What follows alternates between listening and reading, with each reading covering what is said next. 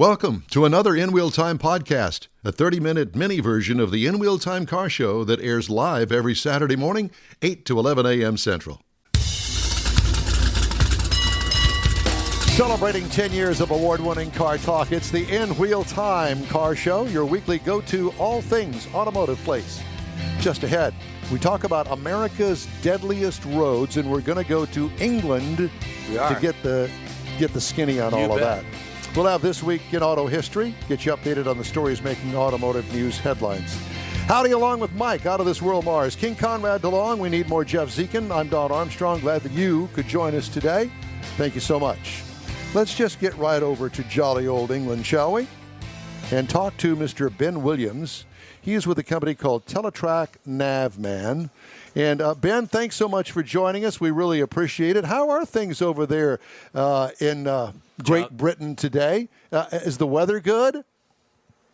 You know what? It may come as a surprise, but actually it's been a beautiful sunny day, so no complaints from over here. So we're just settling into a nice evening. So yeah, great over here, and yeah, I'm glad to be on with everybody, and thanks for having me on. Well, to talk with you about this content. Yeah, absolutely. So it's 4:30 in the afternoon, in case you're wondering over there. Mm-hmm. So we appreciate it. There is just a slight time change, but so Ben. First of all, before we get into this, tell us a little bit about Teletrac Navman, maybe a 60-second synopsis of what Teletrac Navman does.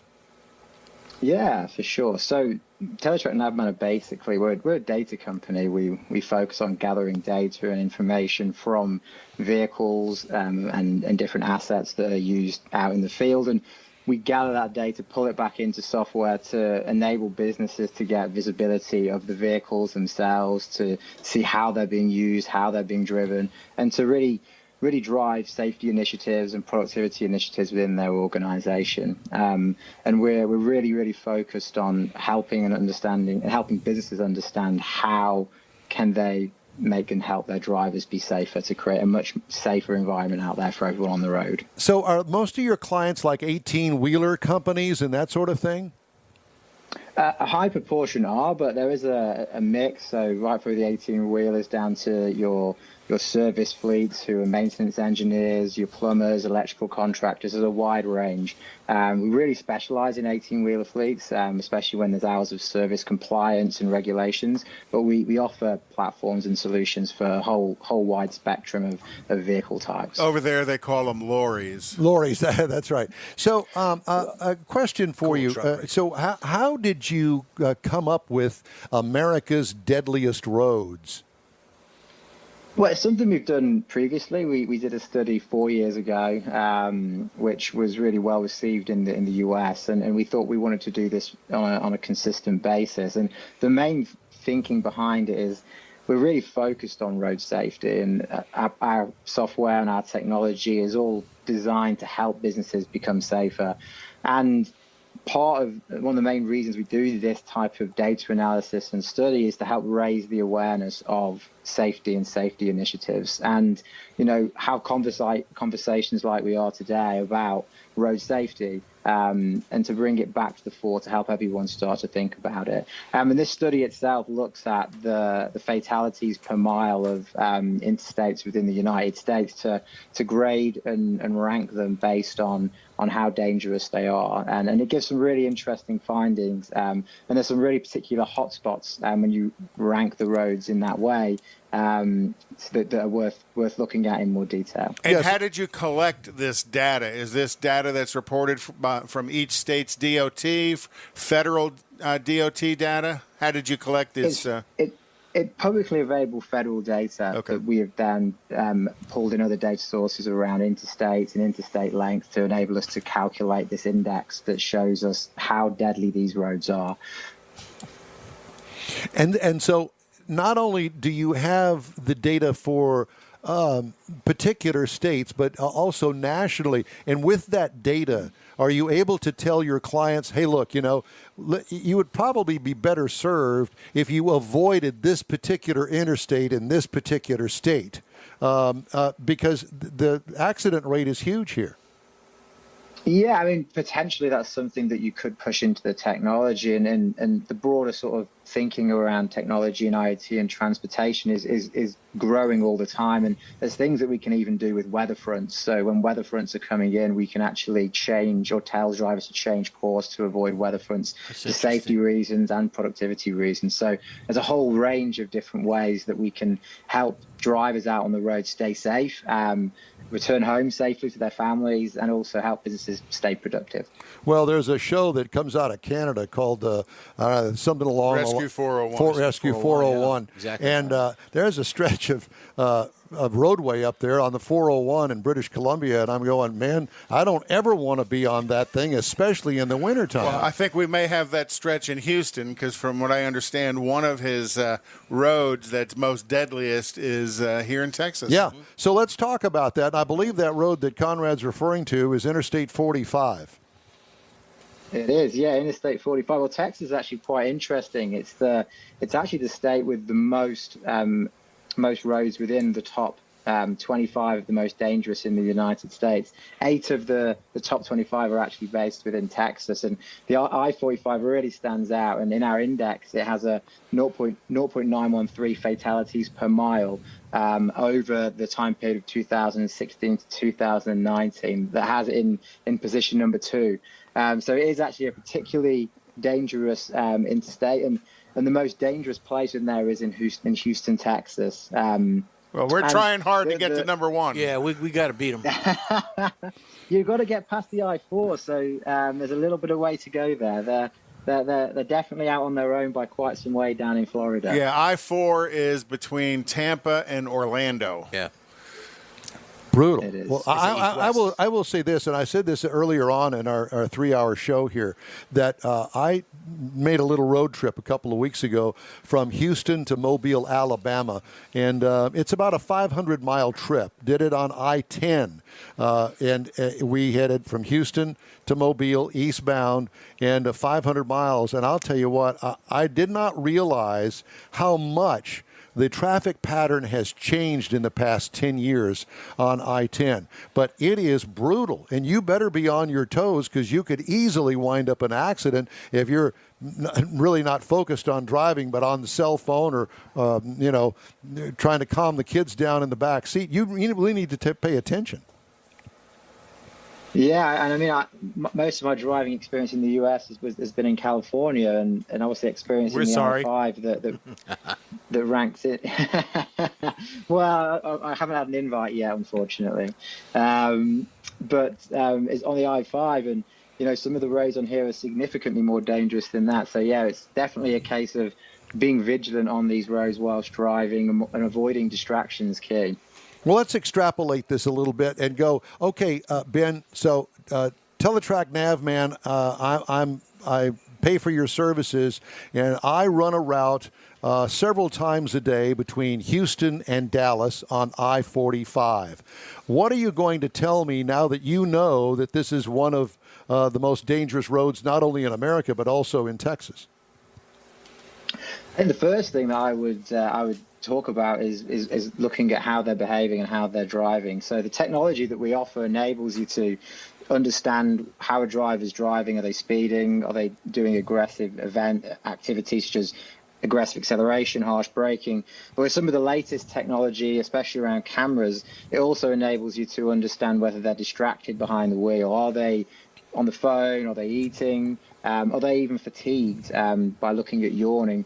I mean, you even can detect forward-facing, whether they're tailgating and following too far in front. So my main tip would be drive with care. And we try and support them through gathering information about how they're driving and put in place coaching to help train them to be safer along that dangerous stretch. Well, it used to be that I don't know whether it is anymore, but truck speed limits usually were about 10 miles an hour slower than a passenger car speed limits. But what they found was that it was more of a hindrance and created more accidents to have a 10-mile-an-hour an overtake speed. And so, if the truck is doing 10 miles an hour underneath the speed limit, that alone can cause accidents. Well, I don't know how it is over there in England, but I can tell you here, if you're not doing 10 miles an hour over the speed limit, you're going to get run over. You're in the way. And so Exactly.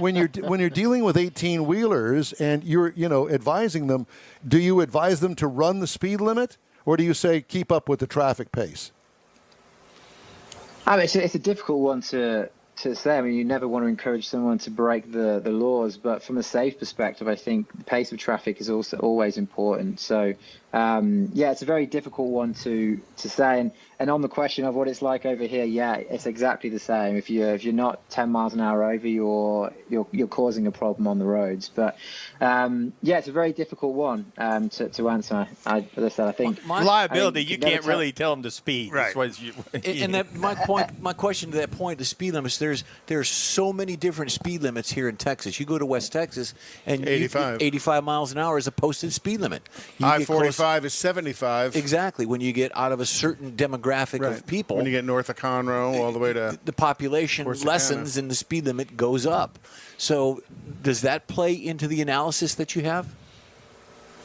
No, you don't have anything that sort of factors in different speed limits. But I think it's a really interesting point, because speed and traffic density obviously are factors that come into how dangerous places are and likelihood for accidents. And speeding is speeding and distracted driving is the number one causes for accidents in the United States. So, staying to the speed limit and doing what we can there is important. But, I agree with the comment there that it needs to be a collective view on not speeding. One person not speeding and everyone else speeding does become equally dangerous. So you talked about gathering this data. Do you put a piece of hardware in these fleets that you service and to gather the vehicle driver information, the vehicle action information, or are you going off of cell phone, GPS stuff? How do you guys gather that data out of the fleets that you service?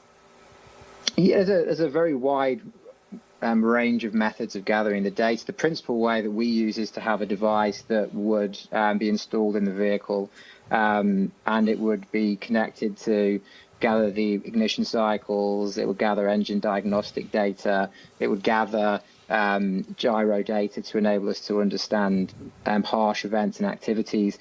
Then all of those events, activities, GPS data are transmitted back into the software platform. So you're actually plugging into the serial data of the computers of the vehicle. Correct, yeah. Okay. And along with that, you also get engine diagnostics right. that enable you to understand things around maintenance requirements, events, alerts that have happened in the vehicle. And one of the other things that we do outside of safety is around maintenance planning and scheduling, and gathering that information and having it available in a head office can really support those activities as well. So is this data, this vehicle data, is this live fed to you, or when the truck comes back in for maintenance, it's downloaded? It's in real time. So there's in the device in the vehicle there's a SIM, and the data is transmitted in real time. So in the technology, you can actually there's a feature called drone view. You can actually see a vehicle traveling along if you so wish. You can get events at the minute someone crossed the specific borderline and things like that. So yeah, it's real-time data that's transmitted back. So you could call into the truck and say, "Hey, slow down."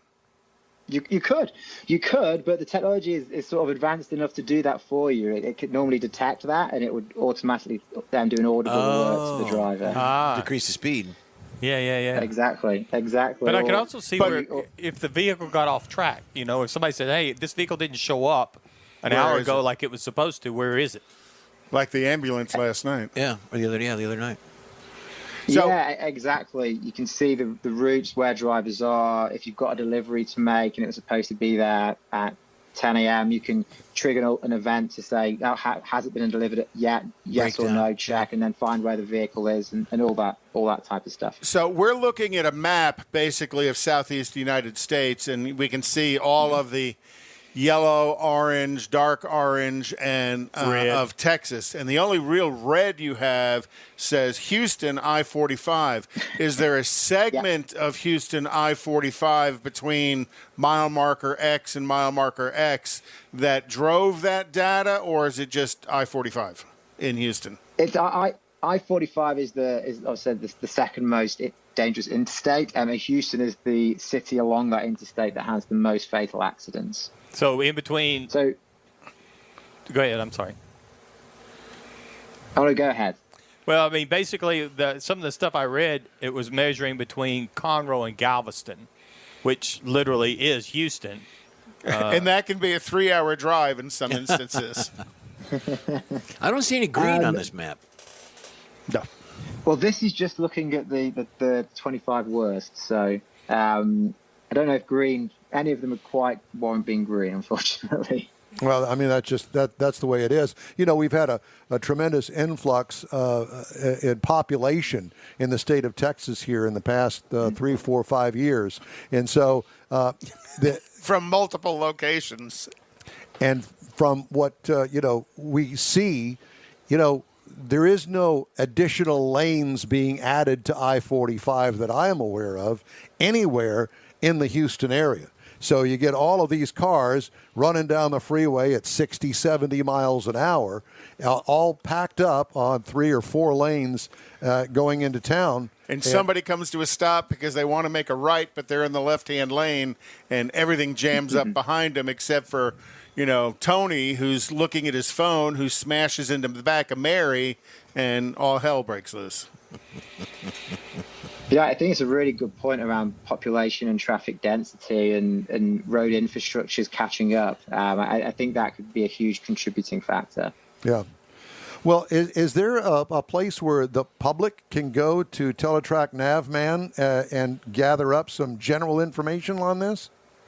Yeah, so our website is teletracnavman.com, which is TeletracNavman.com. I know it's a little long, so I thought I'd spell it out. Or you could just Google Teletrac Navman. It might be easier.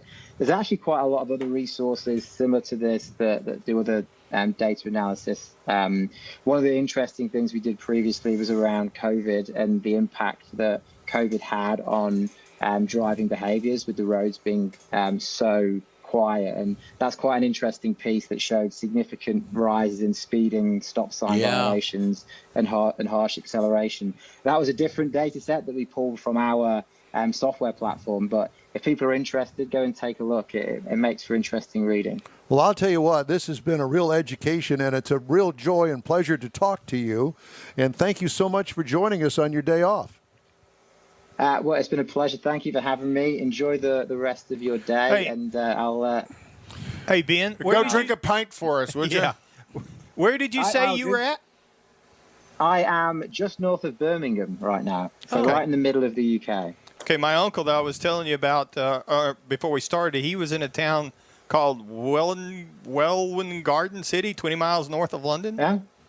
I know the place. Yeah. It's actually a beautiful little town, Welwyn Garden City. Is that near Piccadilly Square? Park. Yeah. No. A little bit away. Well, I hope that you're a Beatles fan, because we are, and we thank you again for joining us today. I'm a Rolling Stones fan. Petula Clark for me. Ben, thanks again. We appreciate it. Thank you. Ben Williams, Teletrac Navman. Great information. I was going to say great information. Yeah, it truly is. All right. Time now for This Week in Automotive History.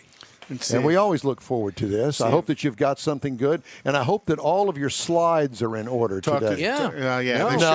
Don't blame it on Jeff, because we know that we're going to go to A and Q shows up. I think we should be good. All right. So again, in 1904, Louis Rigoli, driving a 15-liter Gabron Barrel in Belgium, Gabron, isn't that a monkey? Yep.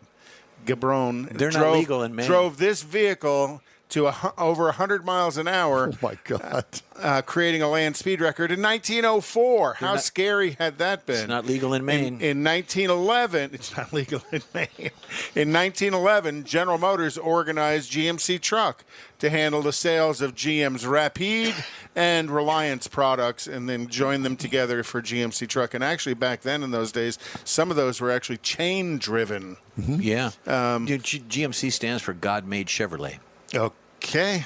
Thank you very much. Mm-hmm. Also in 1911, James Robertson of Toledo, Ohio, received a patent for the terminal clamp and he was working for Champion Spark Plug Company at the time. Very cool. So that was Champion's first patent on the battery side of things.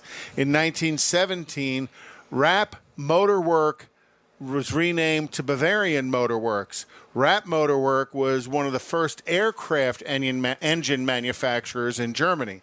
So in 1914, they were making the Red Barons. Rap. They call him the Rapper. But they were making the engine for the Red Baron. And, is that Tupac or is that no, Jay-Z? No, it's not Tupac. It's neither of them.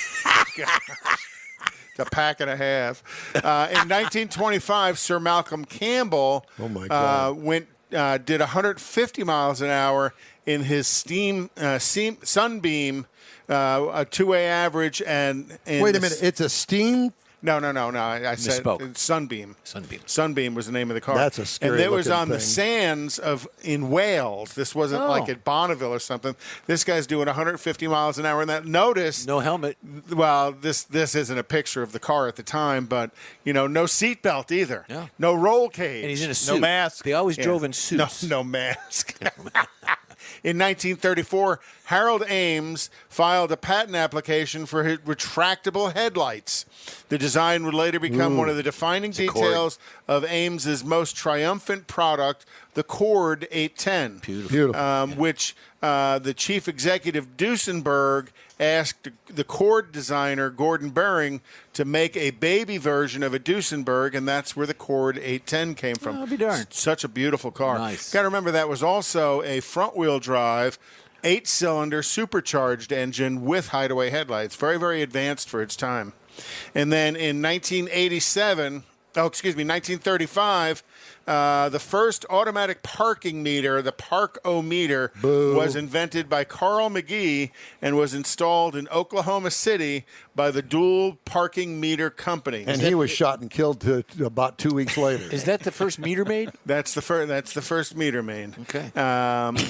Rita, the meter maid. Lovely Rita. Lovely Rita. They gave 20-foot spaces that were painted on the pavement, and the parking meter accepted nickels for payment. And now they've gotten much more complicated. They do Apple Pay and all kinds of goofy stuff to get all your money. Just don't pay. And it's a whole lot more than a nickel. Let them catch you. And then in 1987, on the 40th anniversary of Ferrari, they released the F40 at the factory in Maranello. Wow. It had a 2.9-liter twin-turbo V8 under the hood, and it was Italy's first production sports car to top 200 miles an hour. Very cool. Capable of 0 to 60 in 3.5 seconds, and could hold a top speed of 201 miles an hour. Oh. And I believe there's 2 of those here in town, and one of them shows up to some of the Coffee and Cars events with some regularity. And that is this week in automotive history. Very cool. A couple of more automotive stories that I need to get in before we close out today. Volkswagen of America confirmed that it is going to drop the slow-selling U.S. Passat sedan after the 2022 model to boost plans to build electric vehicles at its Chattanooga assembly complex. Tesla, Consumer Reports said Tuesday that Tesla's full self-driving software lacks safeguards and raised concerns. The system's use on public roads puts the public at risk, citing reports from drivers. The influential consumer publication cited videos posted on social media of drivers using it and raised concerns such as vehicles missing turns, scraping against bushes, and heading toward parked cars. In April, Consumer Reports said its engineers were able to defeat safeguards on Tesla's autopilot and get out of the driver's seat. So in that light, autonomous vehicle technology startup Argo AI and its backer and Ford plan to launch 1,000 self-driving autonomous Lyft ride-handling network vehicles, and starting in Miami and Austin, Texas. Huh. Austin, perfect. That's perfect. That's 2 Austin mentions today. Tesla plans to open its network of superchargers to other electric vehicles later this year, according to Elon. For a fee. Of course. They are all for a fee. The electric car maker's fast-charging network with over 25,000 superchargers globally has given it a competitive edge. They're already there. Just make a different kind of plugger, and away you go. So I'm sure that everybody will be looking forward to that, including me, because I know I'll be getting more electrics in the near future. And you just have to figure out where they are. And the $10 per charge for 80%. The 4.2 smart car. At EVgo. That's not cheap. But at least it gets me some... Takes you longer to charge it up than you get when you go to the gas station. Oh, Lord, dude. Yeah, anywhere between 30 and 40 minutes. You just need to put it at a restaurant. And then you go into the restaurant and get your charge. As a matter of fact, at First Colony Mall, if you park outside of Macy's down there, they've got free chargers. Okay.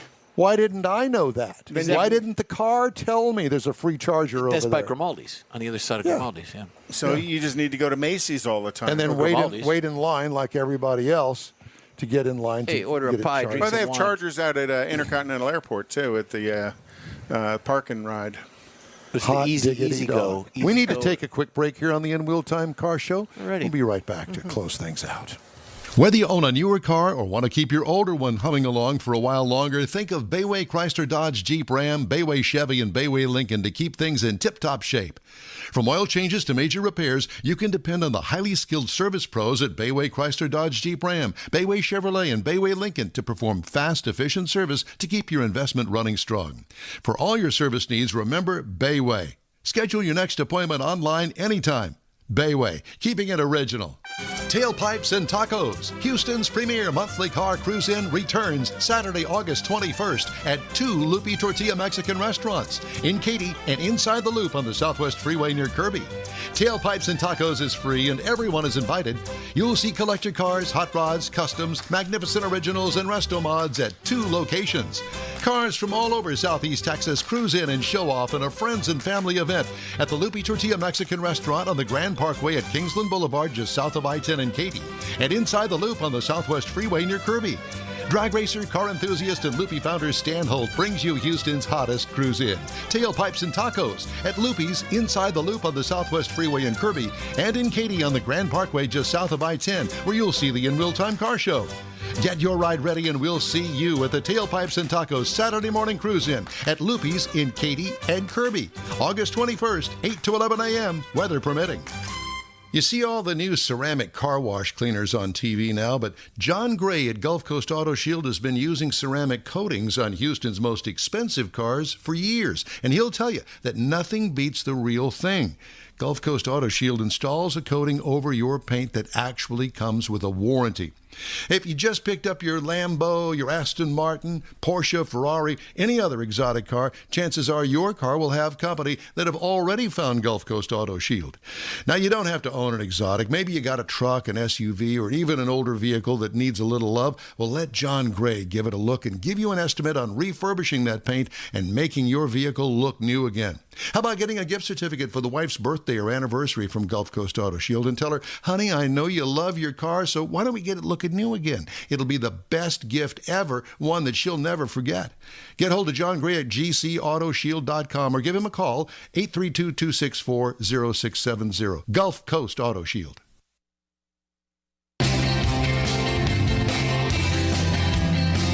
Well, that's a wrap for another episode of the In Wheel Time Car Show. When you're on Facebook, give us a like, if you will. Tell your friends about us. Share our junk. You'll get Conrad's unicorn hunting features along with all things automotive all week long. The In Wheel Time Car Show streams on Facebook, YouTube, Twitch, and on InWheelTime.com. Podcasts are available from your favorite podcast outlet. Special thanks to all of our guests today, which we had a great lineup. Thank you, Mr. Mars, for Good that. Stuff. The In Wheel Time Chief Engineer is David Ainsley. Our marketing manager and video technical director, this guy here. We need more Jeff Zekin. For booking agent, podcast man, Mike Out of This World Mars. His royalty, King Conrad DeLong. I'm Don Armstrong. Hey, be sure and join us each and every Saturday for our 3-hour live broadcast across a multitude of audio and video streaming platforms. And podcasts are available, as we said, at your favorite provider. Today's show was produced by the Houston Heat. You are on the Smoke and Mirrors Network. Have a great, safe weekend, and we'll see you back here next Saturday from 8 a.m. to 11 a.m. Take care.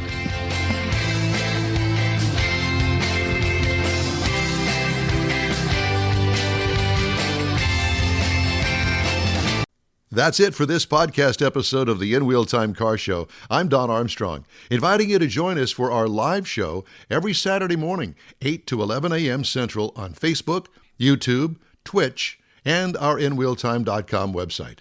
Podcasts are available on Apple Podcasts, Spotify, Stitcher, iHeart Podcast, Podcast Addict, TuneIn, Pandora, and Amazon Music. Keep listening, and we'll see you soon.